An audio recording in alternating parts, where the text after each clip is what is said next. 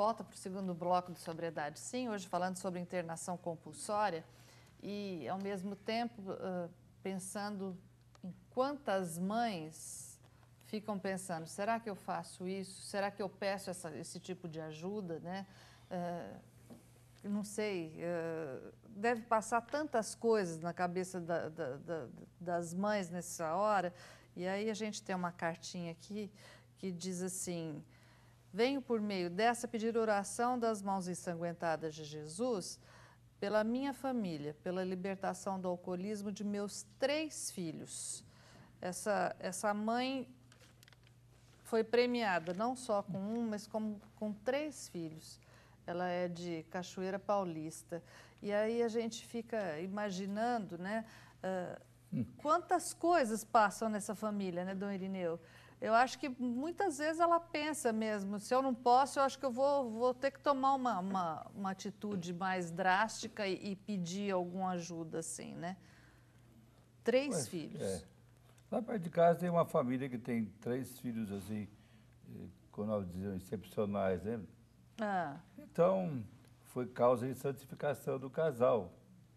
Sem dúvida. Até eles têm uma planta lá, que é interessante, que nasce uma flor do lado direito, do lado esquerdo, vai subindo, direito, esquerdo, direito, e fica alta assim, né? E eles ficam assim cultivando aquelas florinhas que ainda não apareceram. Porque o fato de ter 3 uma família só, significa que tem um clima especial aí que deve ser descoberto, né? Por que aconteceu isso, né? Não buscar culpa, mas buscar assim, as causas. Saída, né? As causas e depois ver qual que é o problema, né? qual que são as atitudes a longo prazo, a médio prazo e a curto prazo. Desde agora eu preciso fazer alguma coisa. Não é a solução, mas está no caminho de uma solução. Processo. Hoje fala muito em processo, né? É verdade. Para que a mãe também não fique doente. E se ela não frequenta um grupo de autoajuda, né, Mônica, ela deve frequentar. Pois é. Porque nem sempre, né, o dependente quer ir para um grupo ou alguma ajuda. Mas a gente tem relato de várias mães que vão para grupo de autoajuda. Por quê? Porque elas também estão doentes. Ela diz aqui que já não sabe o que fazer, ela só pode confiar na misericórdia de Deus. Então, e Deus, na realidade, faz o milagre, mas a gente tem que dar o nosso passo também, né? Procura, viu, minha amiga, um grupo de autoajuda, existem tantos, né? Pastoral da Sobriedade, Amor Exigente, enfim, muitos deles, e geralmente estão ligados à igreja. Então, nas paróquias você vai encontrar um grupo de autoajuda, que isso daí vai te fortalecer muito para poder sair dessa situação da melhor maneira possível e ajudar os seus filhos que estão precisando, tá bom? Voltando ao nosso assunto de internação compulsória, a Eliana estava nos dizendo no outro bloco, ou no intervalo, agora já não sei muito bem, quando essas pessoas que a gente estava comentando, que vê na mídia, que são carregadas, né, por determinação judicial para uma internação compulsória, a gente até fica se sentindo muito mal, porque é um clima muito pesado, alguns saem correndo e quase são atropelados, é uma sensação ruim, né? A partir daquele momento, qual é a primeira coisa que acontece com elas? Elas são levadas para onde?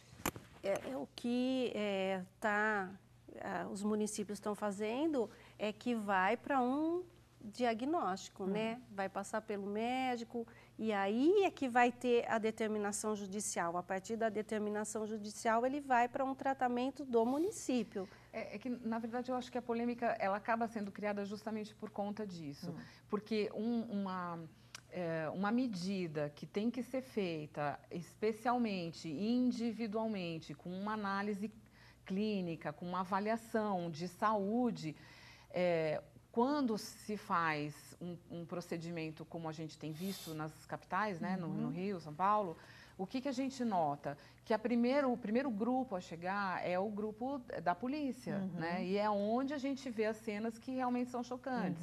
Porque, na verdade, aquelas pessoas estão ali, elas estão com problema, elas não querem fazer tratamento, a maioria delas, e aí precisa ser tomada uma atitude. Então, a atitude em primeiro lugar, que está sendo... até porque não tem nem condição de responder Claro, a essa necessidade. Mas né? então, essa questão da condição de responder, ou de como você convencer a pessoa aí para que realmente o tratamento comece, então isso tem que ser uma coisa feita individualmente e com um procedimento voltado para a saúde, né? O que a gente vê que está sendo televisionado e mostrado é que chega a polícia, pega todo mundo, leva. A gente sabe que nas cidades não tem lugar para internar todo mundo.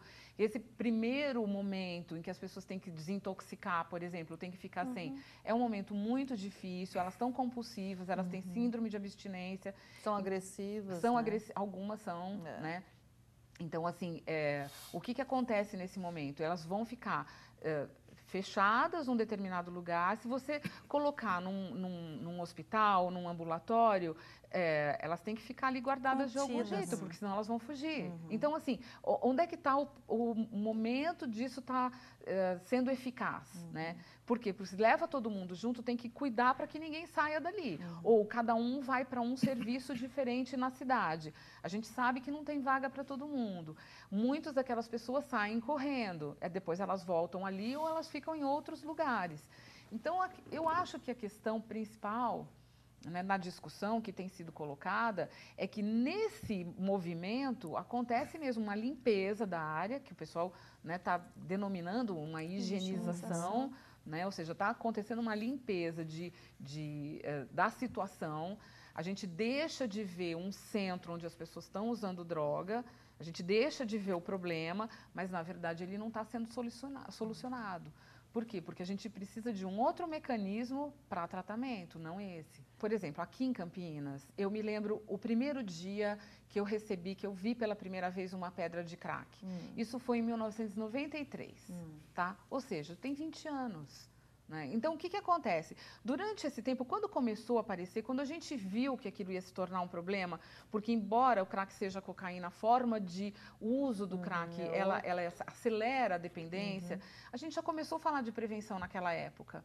Mas o que foi feito em termos de prevenção para que isso não acontecesse? Então, o que a gente está fazendo? A gente está correndo atrás de um prejuízo que poderia ter sido minimizado se há alguns anos atrás a gente tivesse trabalhado de outra forma. Se a gente tivesse sido mais eficaz, né? Na prevenção. Por outro lado, se a gente também não começa agora um negócio violento, eu fico imaginando daqui a um ano, não precisamos nem pensar daqui 10 ou 20. E o quanto esses usuários não estão morrendo também na rua, né? Porque a gente vê também na mídia as mães que nem sabiam onde estavam seus filhos. De repente, faz tempo que não tem notícia de repente deles. O seu filho é abordado e vai para uma internação involuntária porque ela assina ou compulsória porque o juiz determina.